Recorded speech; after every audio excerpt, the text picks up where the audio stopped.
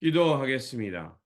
좋으신 아버지 하나님, 오늘도 저희들에게 이 아침의 시간을 허락하여 주시고 또 주님의 말씀을 묵상하면서 하늘의 지혜를 구할 수 있는 시간을 주심에 감사합니다.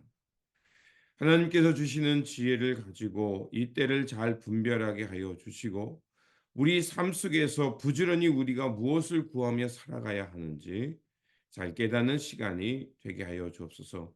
무엇보다도 하나님을 경외하는 마음을 잃지 않게 하여 주시고 하나님 앞에서 우리가 살아가는 삶임을 기억하면서 언제 어디서나 무엇을 하든지 우리 주 예수 그리스도의 영광과 하나님 나라의 진리의 말씀을 구하며 살아가는 깨어있는 성도, 하나님의 진리를 사모하는 성도들 되게 하여 주옵소서. 우리 구주 예수 그리스도 이름으로 기도드립니다. 아멘. 오늘 우리에게 주신 말씀은 잠언 6장 6절에서 11절입니다. 게으른 사람아, 개미에게 가서 그들이 사는 것을 살펴보고 지혜를 얻어라. 개미는 우두머리도 없고 지휘관도 없고 통치자도 없지만 여름 동안 양식을 마련하고 추수 때에 먹이를 모아 둔다. 게으른 사람아 언제까지 누워 있으려느냐? 언제 잠에서 깨어 일어나려느냐? 조금만 더 자야지, 조금만 더 눈을 붙여야지, 조금만 더 팔을 베고 누워 있어야지 하면 내가 가난이 강도처럼 들이닥치고 빈곤이 방패로 무장한 용사처럼 달려들 것이다. 아멘.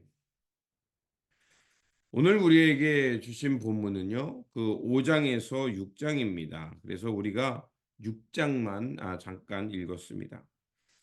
5장의 내용은 사람의 길이 하나님 앞에서 살아가는 삶의 자림을 잊지 말라고 다시 한번 경고하면서요. 음녀를 가까이 하지 말라고 말하고 있습니다. 음녀라는 것은 어제 살펴본 대로 우리를 미끄러지게 하는 자, 이방의 종교를 이끌어가는 것을 말한다고 했습니다. 그것은 결국 순간의 쾌락과 달콤한 풍요, 그것을 통해서 우리가 추구하게 되면 결국 큰 희생을 지불하게 된다는 것입니다. 또한 그런 삶은 하나님 앞에서 파멸에 이르게 된다는 것을 말하는 것이었습니다. 그도 그럴 것이 솔로몬의 후기를 보면 하나님의 언약을 버리고 그의 삶의 모습이 너무나도 타락했던 것을 볼 수가 있죠. 잘못된 욕망은 평생에 걸쳐서 자신이 쌓았던 지위와 성공, 명예를 단번에 상실하게 만든다는 것입니다. 그래서 3절에서 5절은요. 음녀의 입술은 꿀을 떨어뜨리며 그 입은 기름보다 미끄러우나 나중에는 쓴 쑥같이 된다.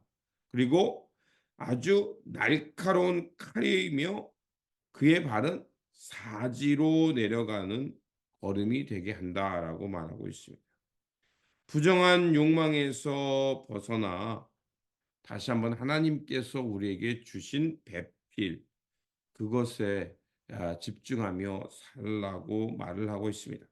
그렇게 하나님께서 맺어주신 사랑을 끝까지 갖고 가는 것 그것이 바로 복된 인생이라고 말을 하고 있습니다.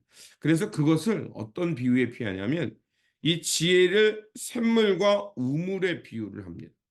그래서 이 샘물과 우물을 다른 사람에게 내어주지 말라고 하고 너의 집안에 있는 우물을 마시며 그 우물물에서의 그것을 통해서 복을 누리라라고 5장에서 말하고 있습니다. 그러면서 지혜자는 우리의 일상이 하나님 앞에서 살아가는 삶임을 기억하라고 하면서 순간순간 하나님을 경외하며 하나님의 말씀을 따라가는 것, 그것을 게을리 하지 말라고 말합니다. 그래서 5장 21절은 이렇게 말하고 있습니다. 대저 사람의 길은 여호와의 눈앞에 있나니 그가 그 모든 길을 평탄케 하시니라. 이렇게 말하고 있죠. 자, 여기서 말하고 있는 것처럼 여호와의 눈앞에 있다. 우리가 잘 아는 단어죠. 코람데오. 하나님 앞에서 우리가 살아간다는 것입니다. 그러니까 이게 우리가 하나님을 의식하며 길티 필링에 살라는 게 아니죠. 하나님 앞에서 내가 스스로 부끄러움 없는 삶, 하나님의 기쁨이 되는 삶을 살아가는 것, 그것이야말로 지혜요, 하나님의 복이 함께하는 삶이라는 것입니다. 그리고 6장에서는 보증과 게으름에 관한 교훈을 말해주고 있습니다. 첫 번째로 그 6장 1절에서 5절에 보면 보증은 쓰지 말라는 것입니다. 지금처럼 신용사회가 잘 되어 있지 않기 때문에 보증을 함부로 쓰게 되면 보증에는 당연히 담보물이 있게 되죠. 담보물이 있게 되면 그것 때문에 나뿐만이 아니라 모든 사람을 가족 구성원과 또 당사자를 위험에 빠뜨릴 수 있음을 경고하는 것입니다. 그래서 그 담보를 제공하게 된다면 그 자기 자신이 보증을 섰다면 어떻게 할 거냐? 빨리 그것을 해지를 요청해요. 비록 우리가 체면이 깎이고 망신을 당한다 해도 그 순간에 그것을 차라리 참고 그 내가 보증 섰던 것을 빨리 해지하라고 말하고 있습니다. 자, 이 얘기를 하는 이유는 뭘까요? 자신의 능력 밖의 일에 약속을 하지 말라는 겁니다. 자신의 능력이 넘는 일을 행하게 되면 결국 자신도 파산하고 남도 불행하게 만드는 거라고 말합니다. 그리고 두 번째로 게으르지 말라고 말합니다. 바로 우리가 읽었던 말씀이죠. 자, 게으르지 말라는 것은 열심히 삶을 살라는 거죠. 무엇보다도 열심히 살라는 이유는요, 내가 양식을 위해 노동을 해야 되지만 하나님의 형상을 입은 사람으로서 하나님을 경외하는 일, 하나님의 말씀에 순종하는 일을 게을리하지 말라는 것입니다.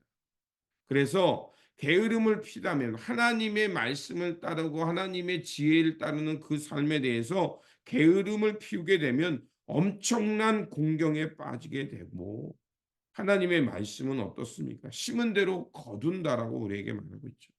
자연의 법칙이지만 그러나 우리가 하나님 앞에 성실히 살아야 결국 하나님의 영광이 우리의 삶을 통해 드러나고 하나님의 축복하심이 넘쳐난다는 것입니다. 그리고 그 다음의 것은 악행에 대한 경고입니다. 당연히 그렇죠. 그 악행을 다른 사람을 해치는 이 행위가 어떻게 하나님 앞에서 인정받겠습니까?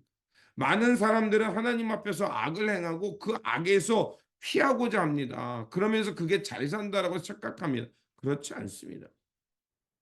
앞에도 말한 대로 심은 대로 거두는 것이고 하나님께서 하나님의 공평과 공의라는 건 뭡니까? 그가 심은 대로 그들에게 그대로 그들의 그것을 결과물을 얻게 하는 거죠. 그래서 우리가 잊지 말아야 할 것은 하나님을 경외하고 하나님의 뜻에 합하여 살아가는 것은 결국 나뿐만이 아니라 뭐 그 의의 길을 살아가는 모든 사람들에게 하나님의 공평이 제공되는 것이고 그 복과 하나님의 회복하심이 있는 것을 말하는 것이죠. 그리고 마지막 7가지의 경고가 나옵니다.